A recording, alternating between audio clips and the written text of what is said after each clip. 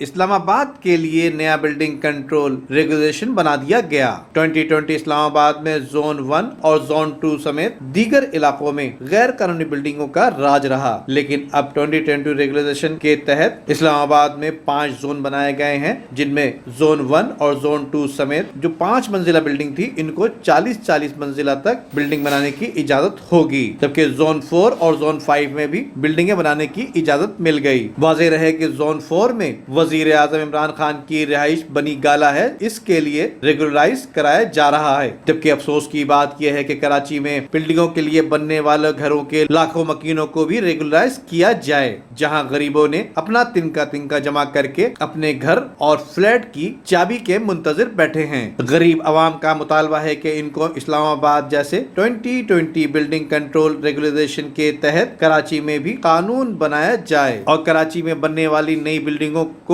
ہوا، پانی، سیوریج اور آگ بجھانے کے آلات کے علاوہ دیگر سہولیات کو ملوث خاطر رکھتے ہوئے بلڈنگ کنٹرول بائی لاز بنائے جائیں۔ Nadeem Siddiqui, M7 news, Karachi.